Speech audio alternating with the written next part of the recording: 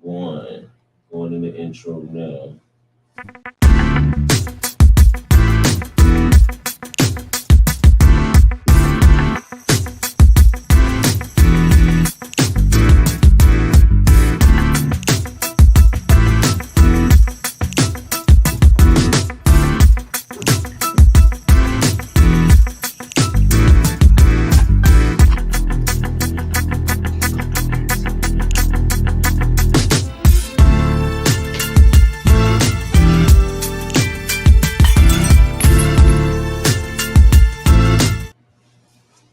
Real life. Oh, okay. Oh, all right. My bad. Welcome to the 8th episode of Youthful Conversations. Today, we have a dynamic topic talking about peer pressure, something that a lot of young people deal with today that is very, very impactful for a lot of young people. So, today, we have a very good, strong board today joining us to talk about peer pressure, and I'm so excited for them to join. So, we're going to go around the table. We have Miss Latisha, Adriana, and then Tyshaun. So we're gonna go around, let everyone introduce themselves, and then we're gonna jump right into conversation. So, Miss Latisha, if you would like to start us off. Okay, so good evening, everybody. My name is Latisha McNeil. I'm the division manager for the Office of Community Safety with the City of Greensboro. My name is Adriana. I am attending Western Guilford High School, and surprisingly, this is my first time on a podcast, and I'm super excited to see where this goes and how this does. My name is Tyshaun Baxter. I am a high school student at Guilford Technical Community College. That's mostly it. I mean, this is also my first little podcast. Well, I'm grateful for you guys stepping out your comfort zone, coming to join me and join this conversation on peer pressure, even though it's your first podcast. It takes a lot of confidence, a lot of bravery, because this isn't usual having a positive conversation. So we just want to thank you guys for coming out. So our first question for this conversation, what are some common signs that you are experiencing peer pressure? I'd say some common signs are the feeling of being uncomfortable, and it's a very, very strong feeling. And it took me some few years, I think it took me like 13 years to realize that that's what I was feeling, like being uncomfortable. I'm not gonna be like hanging with the wrong crowd. It's just I was hanging with the crowd that wasn't fit for me. My bigger picture, I could tell I was not on the right track. And I had no idea what it was that I was feeling. Like, I was like, why do I always get this feeling? I can't describe it. I don't know what it is. It makes me upset, but I'm not sad. You're uncomfortable, and it's okay to grow and move and remove. Yeah. I love it. Uncomfortability is definitely a sign of growth. Unforeseen circumstances, because firstly, uncomfortability, you don't grow where you're comfortable at. Right. I think that's one of the main important things that we don't know about uncomfortability. Like, you don't grow where you know what's going to happen. Like, if I know play by play in every situation, how am I going to prepare to get better? Right. So if I'm going into a situation, I'm going to school, and I know that my teacher usually gives a quiz as soon as I walk in the door, I already didn't prepare for the quiz. How am I gonna get better? Because firstly, I'm not preparing for the quiz, and then I'm going into the situation knowing it's gonna happen, but I just didn't prepare. So, being in those uncomfortable situations, and then not. I guess I didn't really explain that properly. Hold on. Now I think about it, as I'm talking it out, it didn't really make sense. Well, but I think that to kind of go into tell me your name again. I'm sorry. Adriana. Okay. To go into a little bit deeper with what Adriana's saying, it's uncomfortable, but you feel it. You can feel peer pressure. Right? You have that in your gut, I know I'm not supposed to be doing this thing, or I know that this doesn't feel right? So your body tells you that it's peer pressure. So it's foreign. It's not you. It's another force that's guiding you into a particular thing. So I think that makes more sense. I would say one of the common signs that when I was dealing with peer pressure was isolation. Because when you're dealing with peer pressure, like you said, it's not you making the decisions. It's something else pushing you to make a decision that you wouldn't usually make. An outside force, right? So when I was dealing with peer pressure, I would self-isolate because I'm like, I don't want nobody to know I'm making these decisions, especially if I don't want to make it. So I'm going to do everything in my possible power to make sure that nobody sees that I'm actively struggling with peer pressure and doing things that I don't want to be doing. But because it's cool with the people I'm hanging out with, I'm going to continue to do it. So self-isolation, I would say, is one of the, like, if you're constantly like trying to get away, but you just don't have the resources or the tools or even like the mental strength to get away from the situation. Because like you got to have some kind of mental strength to get away from a situation of peer pressure, because those are very like they make you feel comfortable, but they're making you do stuff that you don't want to do. So when I was dealing with it, self-isolation was one of the big things because I was trying to find a way to get away from it. I just didn't have the power, the confidence, or whatever needed to be had to get away from peer pressure. One of mine was loss of self. Because when you're younger, you trying to figure out all the ins and outs of yourself and the world. So we got some people that have an idea or think they have an idea of themselves, and they're trying to tell you go this way and that way. You start to forget, and you start to forget who you are. And in me, I didn't know where I was at the moment, so I'm just trying to figure out: is it just me? Am I? You start to think about yourself, like your self-esteem. Like, am I in the wrong? Is this what everybody's supposed to be doing? So like what she said, uncomfortability and just nervousness. Like when you're being pulled into certain situations, it kind of feels a little off, a little unsettling. can I flip it a little bit? Of course.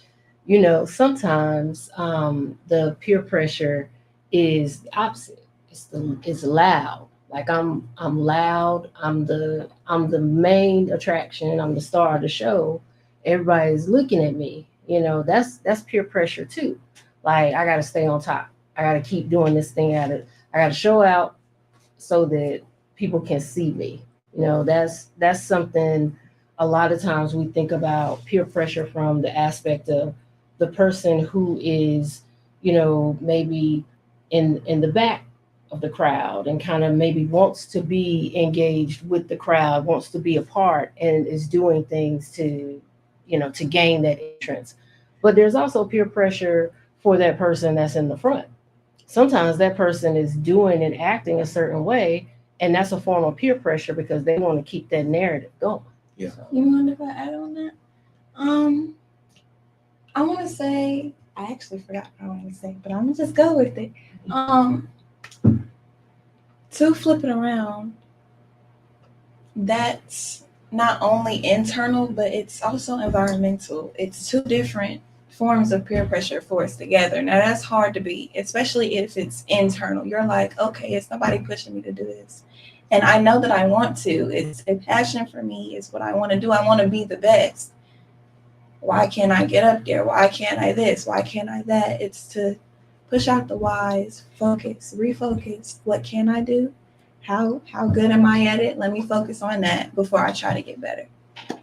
I like how you flip, like peer pressure is not always a negative thing. It can also be a positive.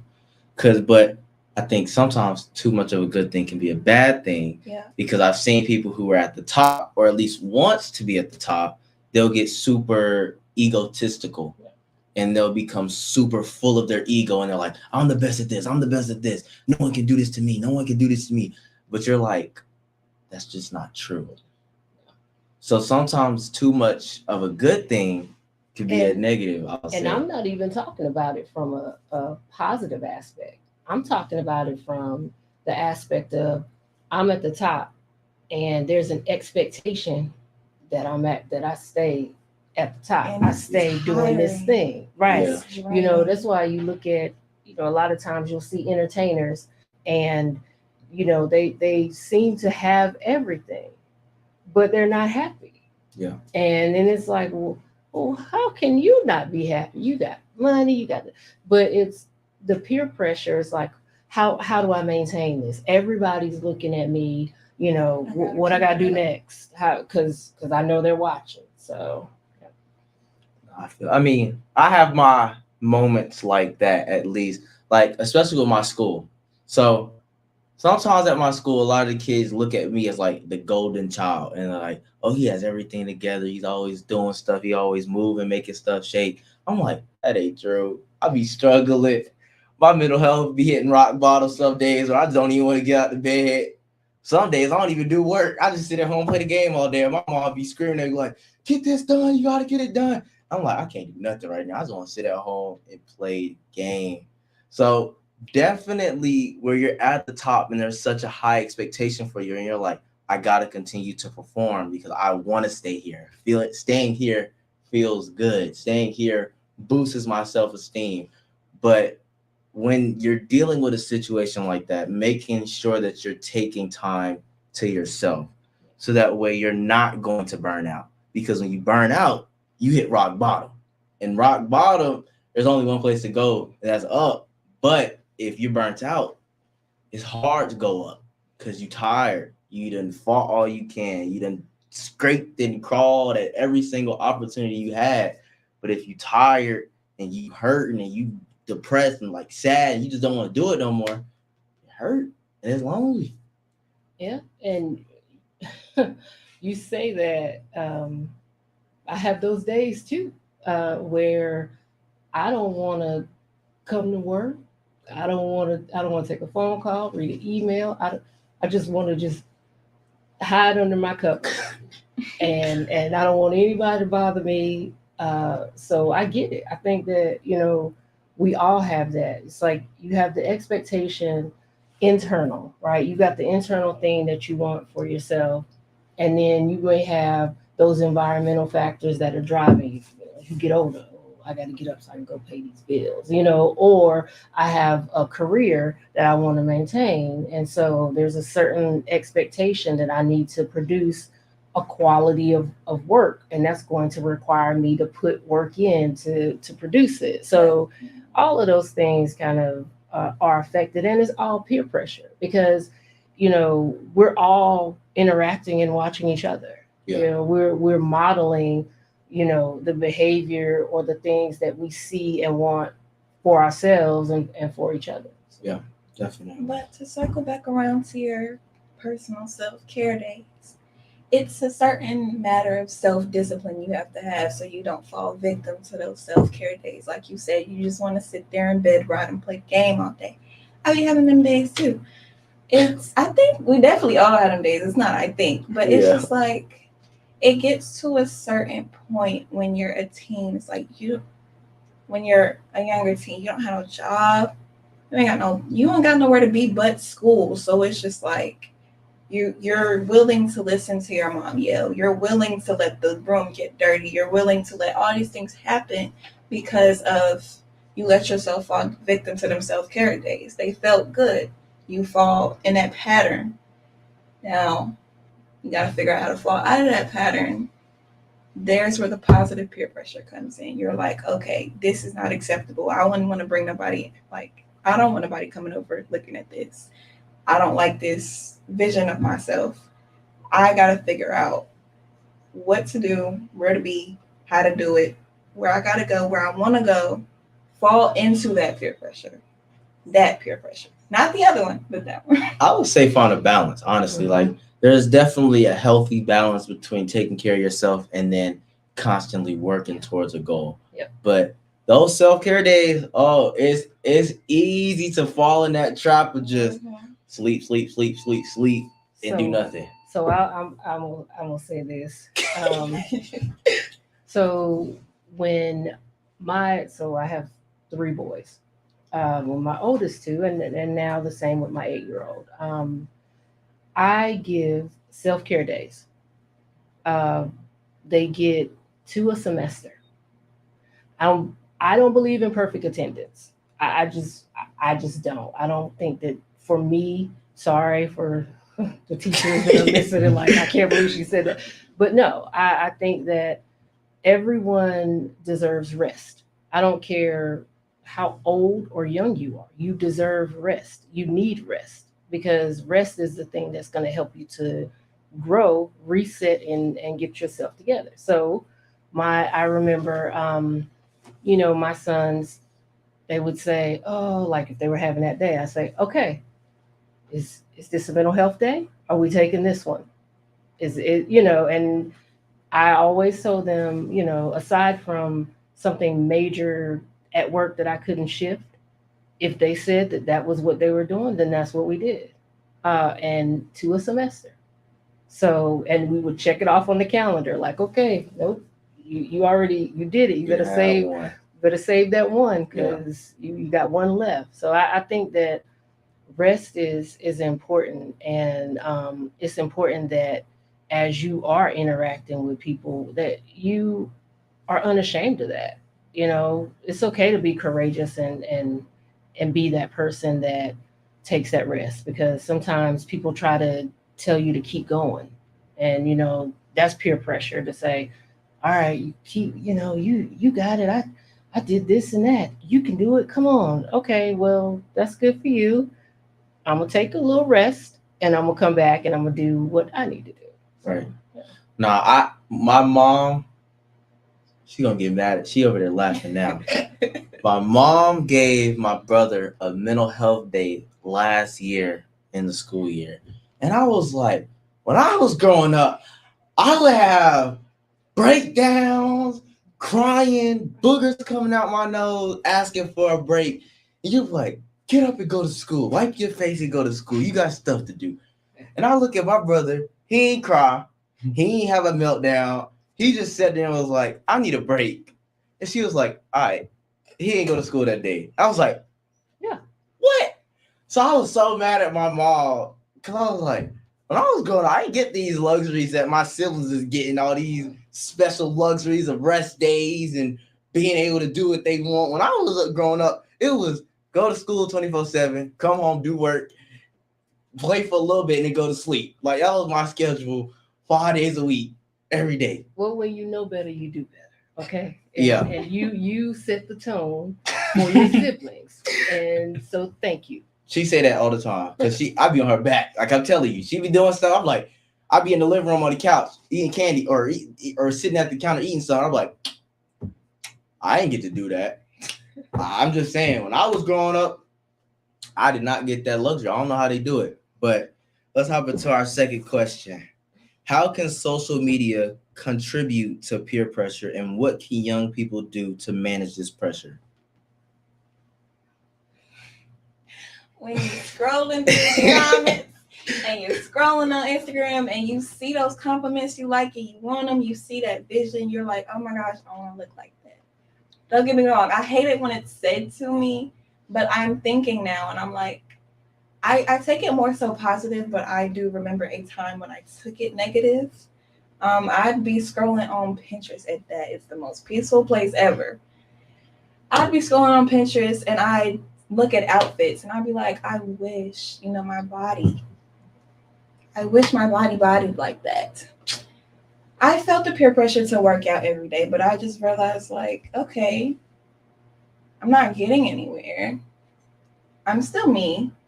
And then I realized, like, when I said that to myself, I'm like, I'm still me. I'm me. I'm not them. So I would say social media is, firstly, let me say, social media is one of, if not the biggest parts of every single young person's life around the world. I was going to say country, but let me be more realistic, the world. Every young person is on social media, whether that's TikTok, Instagram, YouTube, Facebook. I feel like even some kids are on Facebook. I'm like, kids on Facebook is crazy. But kids are on Facebook. Like, kids are on every social media platform out there. And I didn't even know kids were on Pinterest either. I've never been on it. But I've never been on, so I didn't know what Pinterest was until you said it. Then I was like, oh, that's what Pinterest is. But kids are on everything. Like, social media is the biggest part of a lot of kids' life. Like, that's their highlight. They wake up, they scroll on a few videos and like, all right, I'm ready for the day. Or they're on the bathroom. All right, I'm good, or like they're always on it. So I would say with social media, one of the things that I've noticed with a lot of young people when it comes to social media is comparison, like you just mentioned. Comparison is such a big thing on social media because you always seeing somebody's life, you're always seeing somebody's status, you're always seeing somebody's something on social media, and you're like, I don't got that. Dang, I wish my body like that. My sister say that all the time. I wanted to say it one time. Dang, my body like that. Dang, I wish I had money like that. Like, there's always something you're comparing yourself to when you on social media. It's so important that you understand what is real. Yeah. Because it comes to a point to where not everything on social media is real. I remember one time, I think I said this previously on another podcast. I was scrolling on social media during COVID, and it was a time when I wanted to make a lot of money. And I still want to make a lot of money. But when I was on social media, I was just liking content that talked about making a lot of money. So eventually it came to this one post, and it was this post where this dude had this school, and you pay $50, and you get into school, and he teach you how to make a bunch of money. So I did everything I could. I was like, Mama, give me $50, please. I wanted it in school. If I get the $50, I promise I'll make $100,000. It didn't work. She made me use my own money, so I was down $50. Then I joined the school. I made like $5, so I made $5 back, and I was still down $45. And I was like, why didn't I make $100,000 like everybody else? I was disciplined. I made sure I set my alarms to get up at 5 o'clock in the morning. I was doing the little push-ups they said do to make you get your work done. I was doing the 25 push-ups in the morning, making sure I was taking the cold showers. And I just wasn't making $100,000 a day. And I was like, what's going on? Why ain't this working? And my mom was like, what works for somebody else ain't gonna always work for you. So you gotta understand what's real is gonna be there. It's in person, not just on the internet. So understanding what's real on the internet, after me telling that story, I was like, dang, what's that my $50 back? I could have got me some food. You could have done some things. Could have done a lot of things, and I'm a type of person where I eat my money. I ain't ashamed of it. I eat my money every day of the week. You know, if I could, I would. But understanding what's real is so important, especially when using social media. Yeah. I think that social media it's not just young people. Just like the comparisons. I wish my body like stuff too. Okay, I look at things and I'm like, oh, that's nice. Oh, that's okay. Oh, well, let me see that. Oh, well, let me, So I think that what's important with it is that you develop a solid foundation in who you are. Like when you said that's not me, keeping in mind who you are is important when it comes to social media, because social media is like the biggest influencer. And for me, I'm gonna tell my age slightly. I grew up slightly before social media, slightly. There was a time in my life where we did not have social media, and then MySpace came, and it was over. It was like, y'all, did you laugh at MySpace? I'm sorry. I don't even know what that is. No, because my mom talks about it a lot. Go ahead. So, then it was, you started wanting to get on Facebook. You had that one friend, right? You only start out with one. And then it's like this, how many likes can I get? How many friends can I get? Ooh, I'm going to post this because I want to see who's going to like it.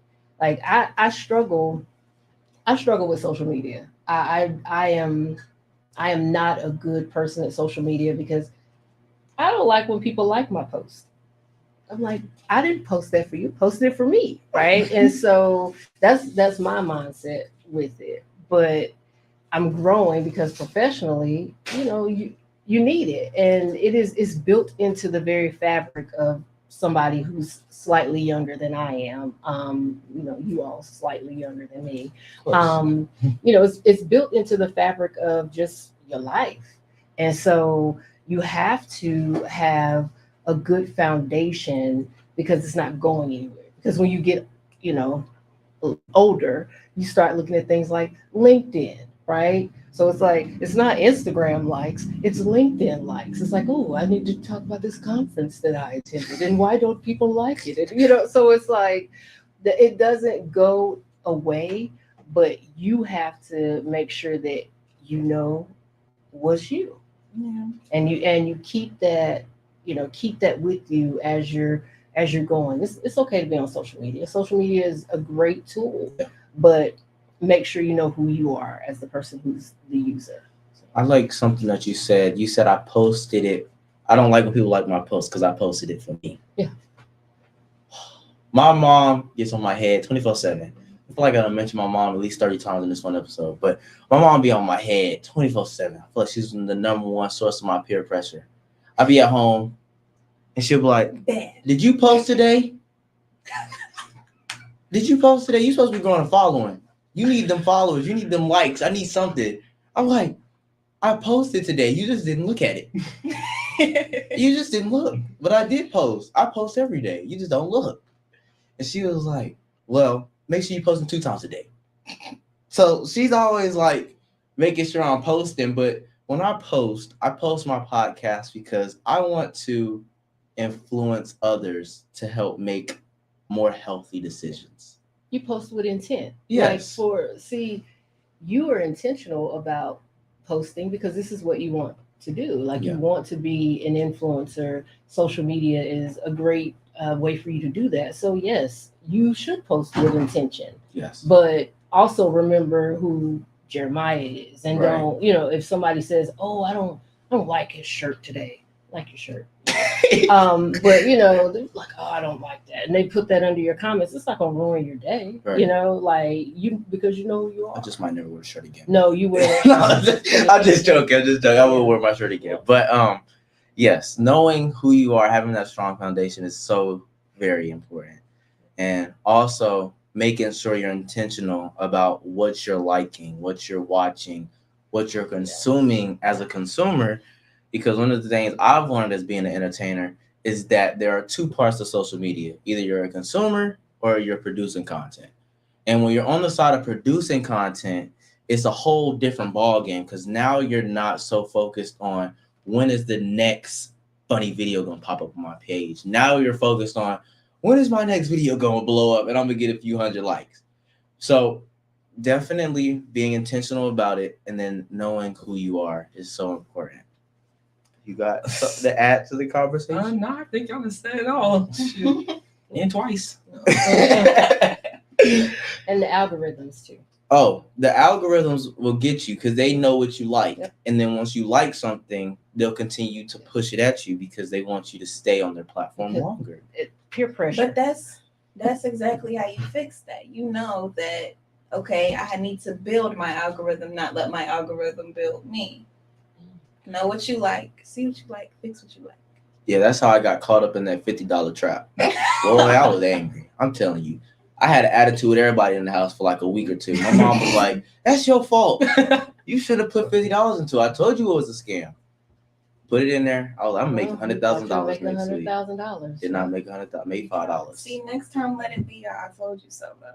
Yeah. So now I'm gonna make sure I'm paying. So now I can proudly say my algorithm isn't full of people making money and trying to push their courses on me.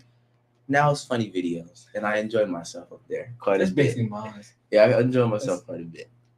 Yeah, I can't. I had to stop following people, like people I knew or hired people because basically like what you said, like what y'all was saying, I was trying to climb to like their spot and trying to compare myself. And it kind of affected me mentally. So I would overthink things and lose myself, like I would think about, oh, what would such and such do? Especially and not gonna lie to you, I don't even jealous of people, not really jealous when I'm going to put it out there. Jealous of people even close to me. Like I would see even Jett, I would see some of my other friends, they would been making money, doing well in life. And I'll be looking at myself. I'll be sitting there eating Cheetos in the bed. But, I'll be like, dang, I could be doing that. But it's just I don't know what to say. I just kind of kept on trying to bring myself to the top. But I couldn't, and I try to make myself into somebody I'm not. Just that type of thing. You were trying to bring yourself to their top, but you Yeah. eventually realized that's not your top. You were idolizing them, but your only idol was God. For No, sure. know that.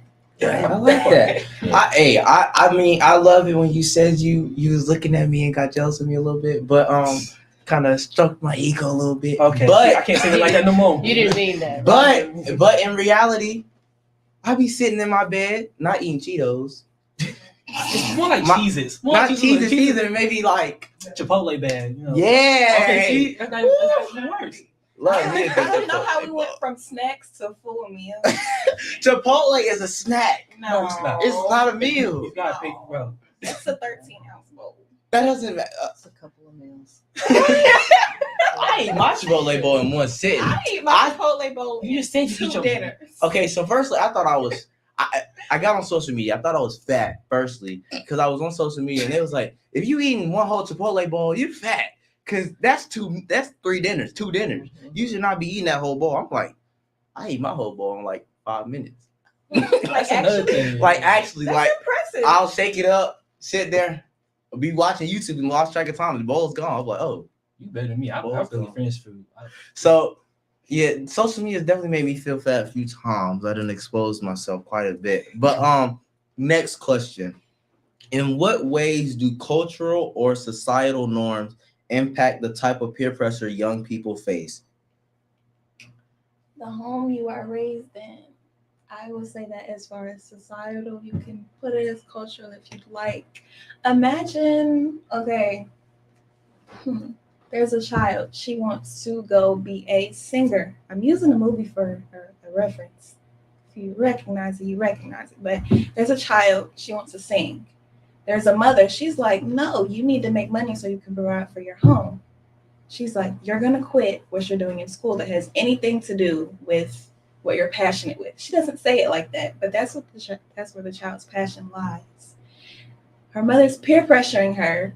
She's like, your focus needs to be money, financial stability, not whatever silly dreams you have. But those aren't, I mean, they are, but they're passions. That's what you want to do. If you feel like you're suppressing your passions for anything, it's peer pressure.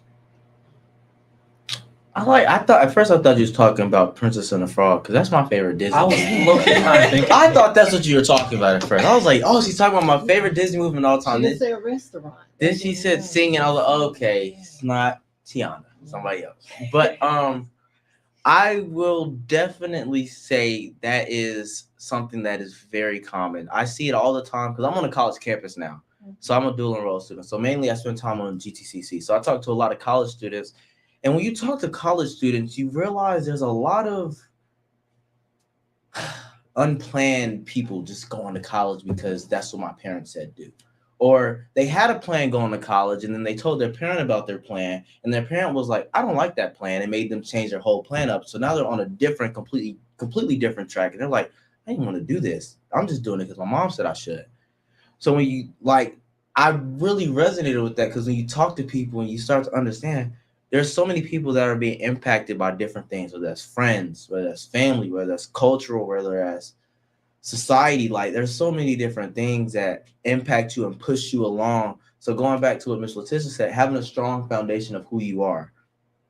If you know who you are, if you know what dream you want to chase, if you know what you want to be when you get older, it will be extremely hard for somebody to knock you off of your square because you're like, I done already got my plan set, my goals set, how I'm gonna get there, what I'm gonna do when I get there. I already got all that lined up. So you coming in here trying to throw me off course is like wind under a tree. You just push me a little bit, but ultimately I'm still here on my square. But another thing I was gonna say is societal pressure. There's so many societal pressures, especially for being a young Black man. It's like so difficult navigating it because when you go to schools, they're like, oh, he's different. He's not the average Black boy that I see. He's not doing this or that. And I'm like, what if I don't want to do that? I don't like doing that stuff. That's not me. So, I mean, me knowing who I am has made it easy doing what I do, loving what I do. But for the kids who want to do a different route or want to see something different, it's extremely hard for them to see something different. And the people that they see 24/7, the friends that they hang out with, the parents that they look up to, the idols that they idolize are constantly like, no, that's not a good thing to do. No, you shouldn't be doing that. That's not going to make you enough money. Oh, you ain't going to be happy doing that. It's tough for them because they always have like an obstacle right there as soon as they're ready to jump over another one. Yeah, it's kind of like it's a risk factor in there also because everybody shows, like the basketball players and makes it seem like it's like very easy to do, but no one, everybody try to push down like entrepreneurs and things of that nature because like, okay, what if you don't make it? No one really says what did you do? Because for me, I used to play basketball, football, most of my life. And every time, the reason why I don't really tell a lot of people about this, because every time I say it, they're like, well, that would make a lot of money. Oh, well, what, this, that, and the third. Because I'm a bowler, like passionate bowler, like going on tour, all that good jazz. He kills it. He's ranked. Something like that. He's ranked. Okay. Like don't let him undermine his skills. This man is a ranked bowler, has rolled 300s, and will kill you in bowling. I don't go bowling with him because I don't like being killed in anything. I take it easy on him. He don't listen to me. No, I don't like being killed in anything, so I won't go bowling with him. But continue. But yeah, so like when I was like in middle school, I would like, say, oh, I'm gonna go bowl. My friend like, yo, why you want to go bowl, bro? We gotta go hoop, bro. No. Tell your mom you're going to the like the peer pressure, saying, look, bro, everybody else is having fun playing basketball. Why are you gonna go do something else when no one's there that you know? And my mom made me make a decision. She said, look, because I was starting to get good at bowling, she said, okay, you got two options. You can either play basketball or you can bowl.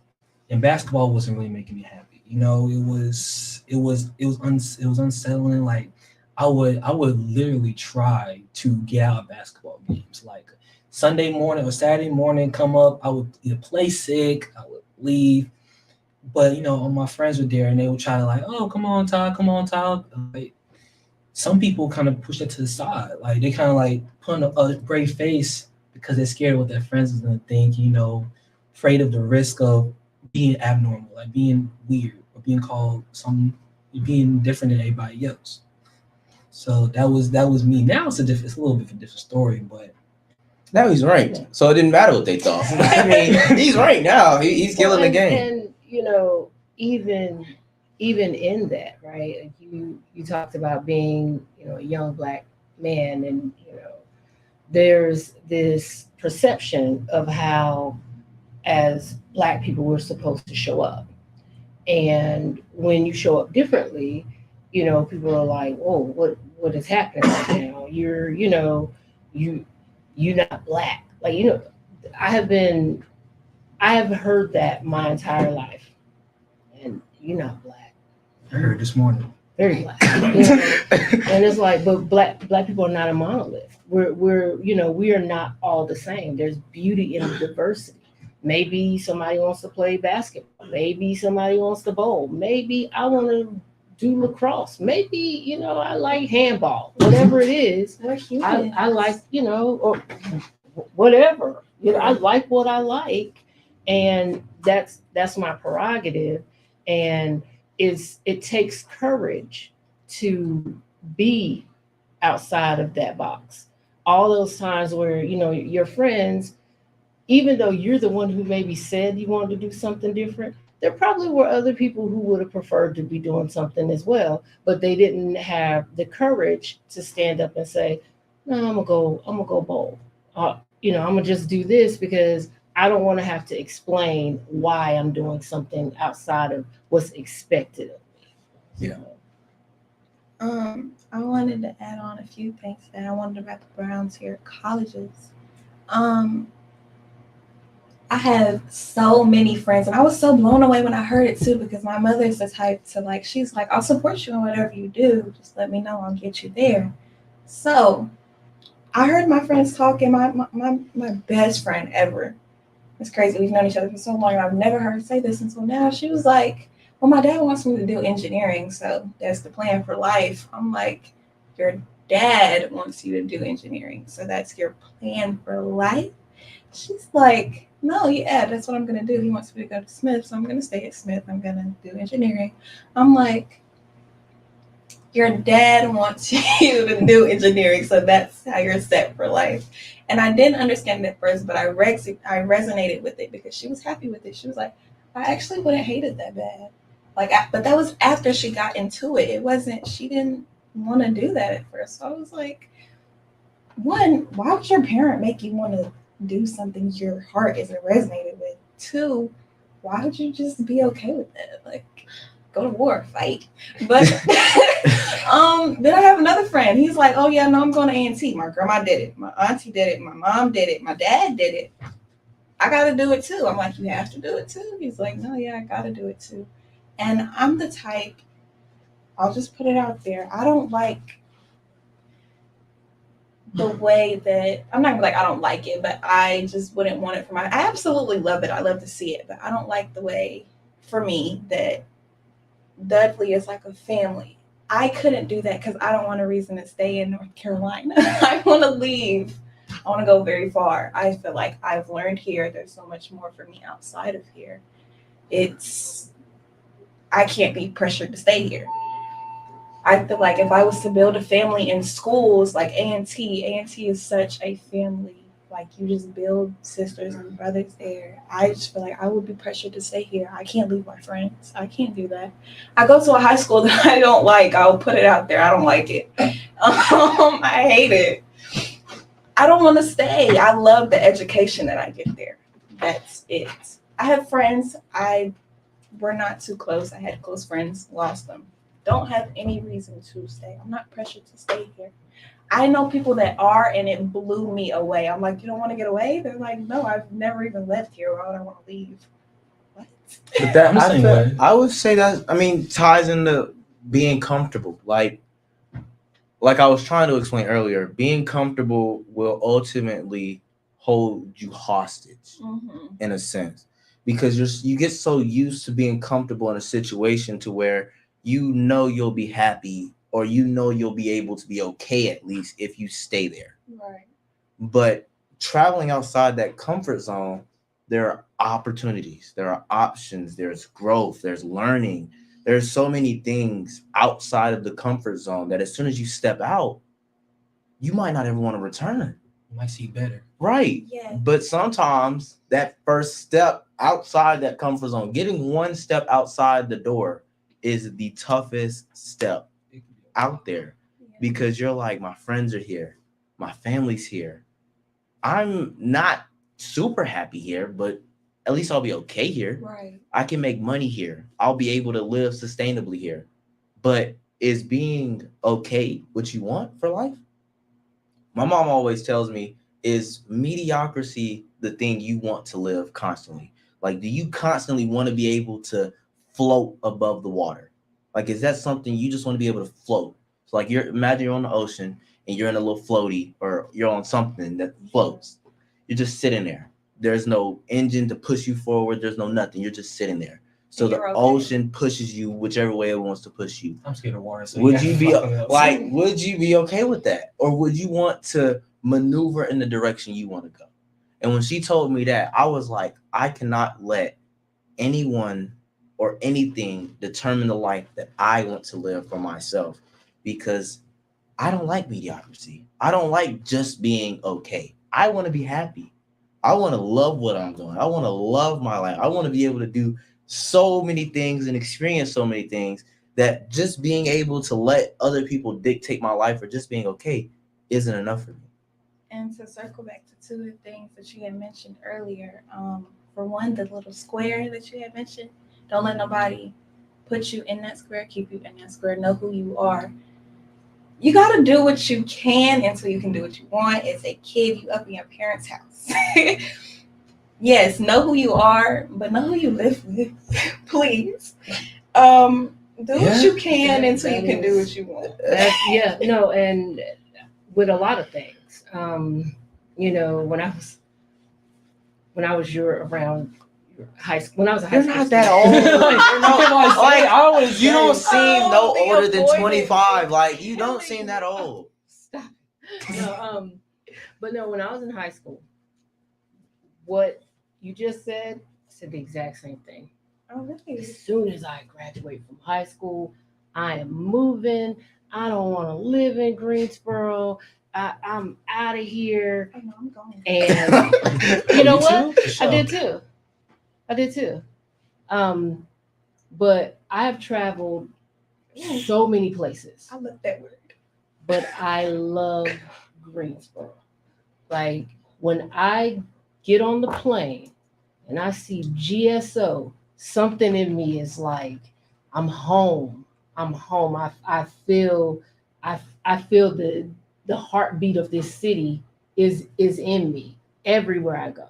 So it took me leaving to recognize that. And I'm not saying that's the case for you because you could leave and never come. I have friends who listen. I have friends who they graduated from high school and college. They were out, and I only see them randomly. Years. Oh, it's been 10 years. So the thing about it is, it's your choice. It's your choice. But you have to think about influence is one thing too, because sometimes it's the peer pressure that people putting their expectations on you, like your parents. They don't want you to have a hard life. Like I mean, I can say for me, right? For my boys, I did not tell them what I wanted them to do in life. But what I did tell them is that you can put yourself in situations where your life can be a whole lot harder. But if that's the choice that you want to make, then you make that choice. But just know that I worked really hard in my life so that you have a soft place to land. And I can give you opportunities and put you in experiences. Like you say, your mom told you whatever you want to do, like, in terms of hobbies and whatever, she supports it. That exactly, and part of that is we want to also see you be the best version of yourself. If the best version of yourself is in Atlanta, then baby girl, go to Atlanta. Great, but that's the thing. It's like that influence inside of you, keeping you motivated and going. But when it's the influence that peer pressure that's making you feel like you can't express yourself to go somewhere, or you feel stifled, and kind of boggled down, then that's when it's a problem. But like you said, know who you are, but know Who you live Who you live who with. you live with. that is facts, because you got to do what you need to do so you can do what you want to do. Yeah. My mom tells me stories all the I'm sorry to cut you off, but my mom tells me stories all the time about her and her sisters growing up in my grandma's house. And she was like, my older sister would know who she wanted to be and would say stuff and do stuff in your grandma's house and get her head knocked between the washer and dryer. So if you want to know who you are, like she said, be careful with what you do in your parents' house. Because ultimately, you could be disrespecting their house, and some people just don't take disrespect lightly, even if it's your parent. So definitely know who you are, but be careful with who you live with, because sometimes you might get your head knocked off. So take that with a grain of salt. This relates a lot to the things that you were saying, but your biggest supporter being your mother, your friends, or whoever, your father, your grandma. Your biggest supporter will be your biggest obstacle, because imagine they love what you're doing. They love what you've been doing. And you want to do something completely different. They're like, no, I love this. Do this. Keep doing this. Now you're like, okay, well, if I want to make them happy and they still want to support me, where do I go from here? I actually had that Go. question. I was trying to figure that out now. Like, because I remember one time my one of my family members, they loved me playing basketball and sports and all that good jazz. And when I stopped playing, they were like, "Well, I like this." Well, I don't, So I didn't. It irked me because I was a big people pleaser, So I just really wanted to make them happy, Like I didn't want to upset them, and it kind of felt weird. They kind of look at me and like, dang, I ain't doing the basketball no more. I don't know what to say to them. So I really don't know I don't know what the solution is. Like, I don't know. I guess I dealt with it. I would say you just became more comfortable in who you are. I mean, you understood who you were. You was like, I don't like basketball. I'm a bowler. And at the end of the day, you can accept this old version of me, or you can learn to love and accept this new version of me the same way you accepted and loved the old version of me. You can grieve the old version of me, or you can choose to love me as I become. You can do that too. Like, I know so many people that have changed and have grown into brand new people that I didn't knew like a few years back. And when you grow, some of the things that when you grow, people don't like to accept that you have grown. They love to hold that old image of yourself over your head and be like, you did this. How are you going to say you're different? You used to believe in this. How are you going to say you believe something new now? I'm like, that old version of me, that doesn't exist here anymore. Well, everyone can't grow with you. Yes. You know, there are some people that you love them, but you wish them well, and you keep doing what you need to do. You're not trying to please them.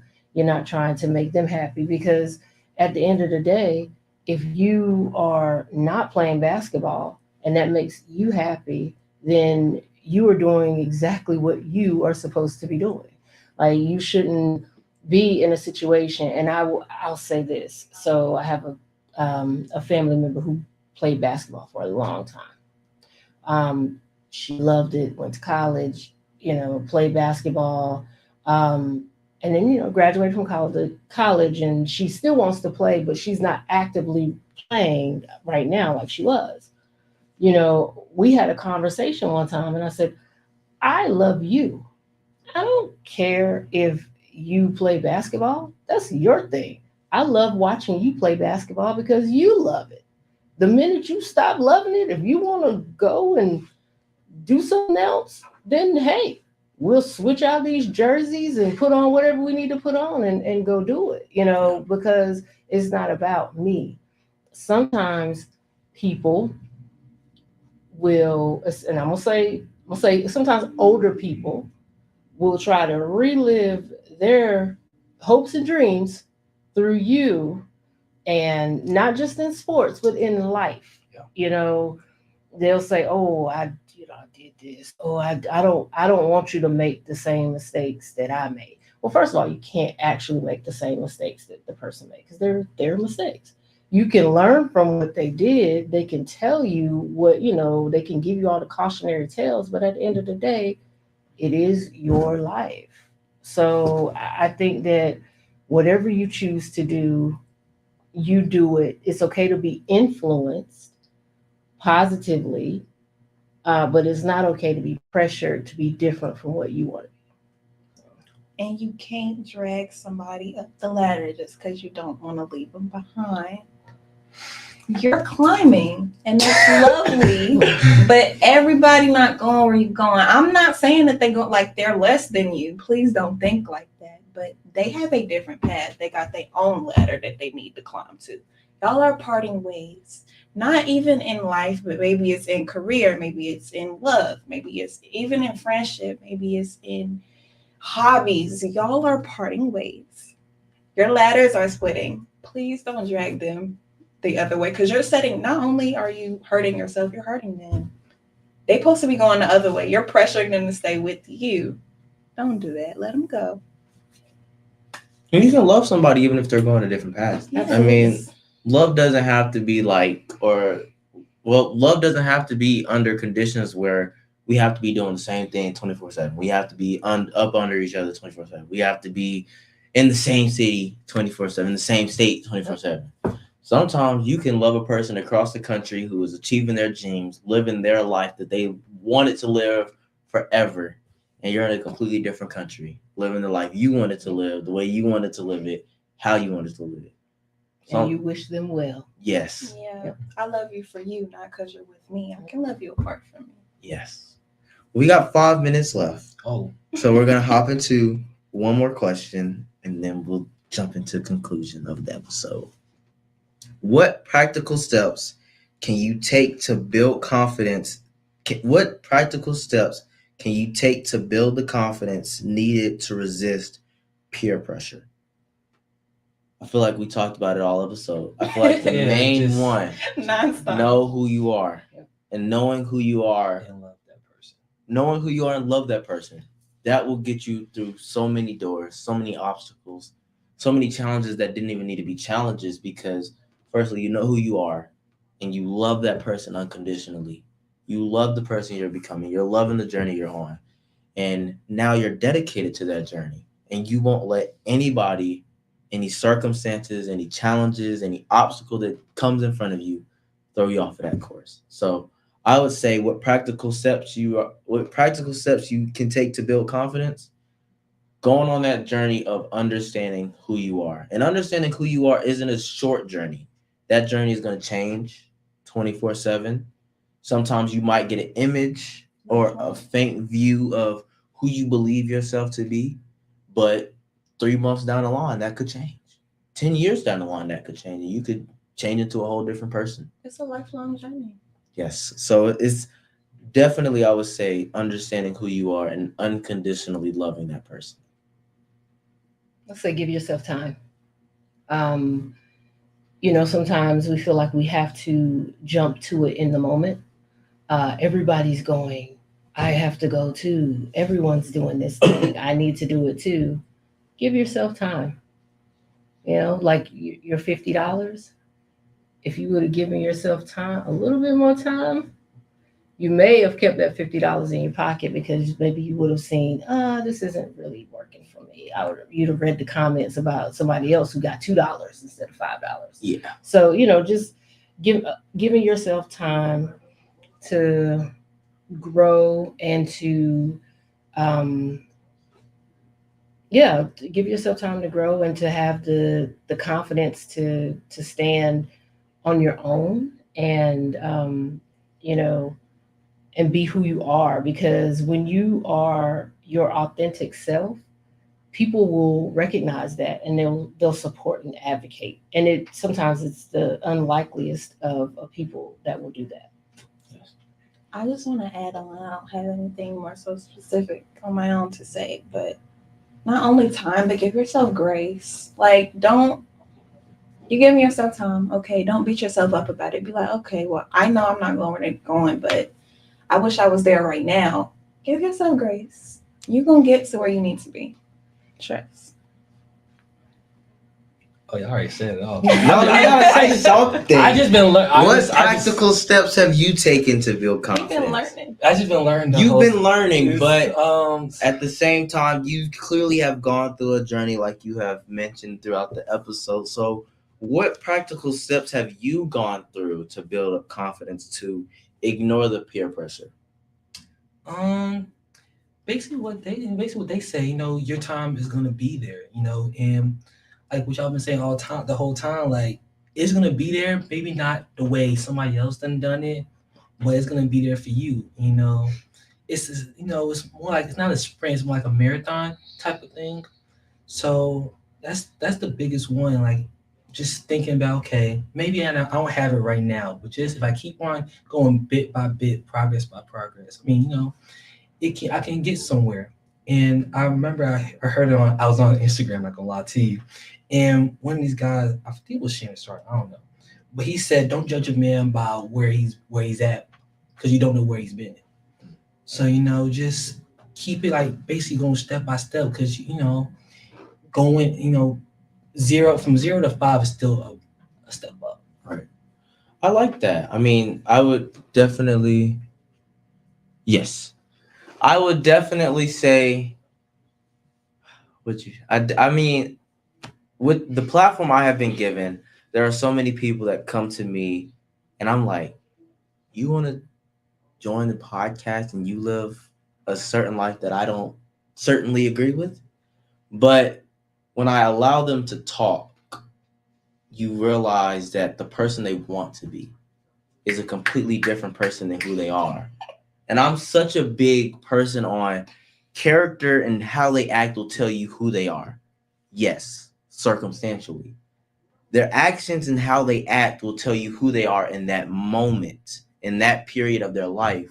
But how they talk, how they communicate, how they advocate for themselves is who they want to be in the future, or who they are working towards being. And though sometimes people talk a big game, do they have the tools, resources, and opportunities to get to that person they want to be? Or are they just not, they don't have the opportunities to get to where they want to be, and they're just stuck being the person that they are? So I would definitely say give yourself time, give yourself grace, and that your time will come. You just got to be patient, continue to work, continue to do the work, continue to believe in yourself, and continue to unconditionally love yourself through every single moment of your life, and you'll get to where you need to be at. So now I want to go into conclusion. So, Atriana, is it? I said it right? Okay. Atriana, I know you have a poetry show. I do. So would you like to advertise that? So September 15th, I'm going to try to do it monthly. That's what I'm working on. I just had my first one last month. It went beautiful. It went amazing. I have a new spot that I'm at now. It's at an official poetry lounge. And they've allowed me to use their spot. And I'd love for everyone to just come out, show support. Tickets are only a measly little $5. And it's in High Point. It's on the edge of High Point. It's not too far from Greensboro. It's maybe like 10 minutes outside of Greensboro, but about 20 minutes from the mall. Not only is it poetry, but if you sing, or if you have a book you'd like to read a page out of, or anything that has anything to do with open mic. That's why it's an open mic poetry show, not a poetry slam, but an open mic poetry show. I'd love for you to come show your talent, show your support, yell your story. You don't have to be quiet about it. I'd love to see a beautiful face, so please come out and show support. Bring a friend or two, and that's all. Thank you. I'll make sure to get all that information for everyone who would like to show up. I'll make sure I post that on my story and make a post about it. So if you are interested, it will be available for you. And now I have an event coming up. So November 2nd from 11 to 3, we are planning the grand finale for season 1 of Youthful Conversations. We're going to have all the previous panel members come back, and we're going to have a live podcast where you can interact with the guests from the show, interact with the people from the show, and then even join in on the conversation. So it's going to be a 3-part event. The first part is going to be a community event showcase where we're showcasing different organizations, different entrepreneurs, different young people who are making it happen in our community. If you are interested, please DM me and I will help you get a table set up at the event. Second part, like I said, will be a live podcast with all the previous guests who are there, who have been on the show, who have joined the conversation. And then the third part, we're going to do a young talent showcase, showcasing young talent in our community. So poets, artists, dancers, singers, whatever your talent is, we would love to have you out and showcase you in front of our audience. So November 2nd, lock in our date. I'll make sure I'll get flyers out and all the information out needed to attend the event. But be on the lookout for November 2nd. Does anyone else have any other events they would like to share? Anything coming up? Nothing? Miss Latisha? I'd love to thank you for bringing me here. Of course.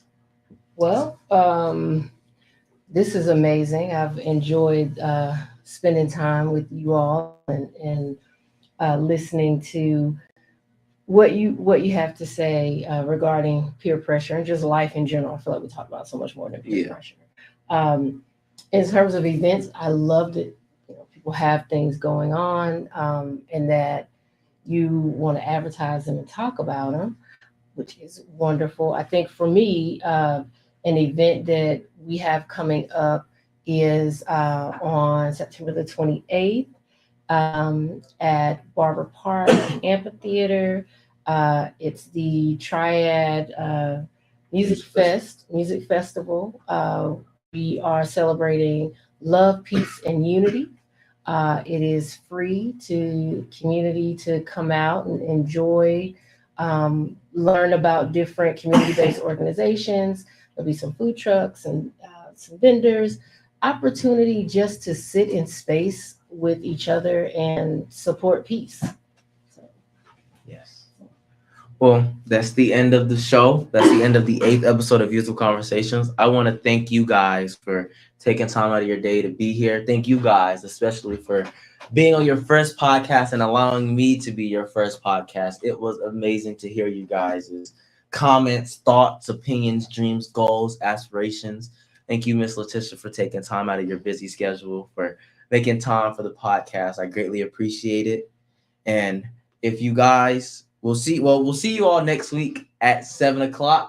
We're having another great episode.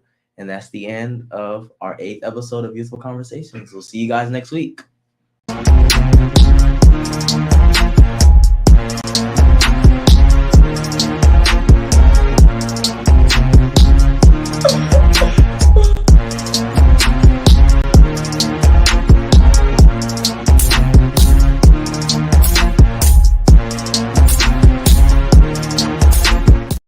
Difficult getting people to come out for an episode talking about peer pressure, because I know when you talk about peer pressure,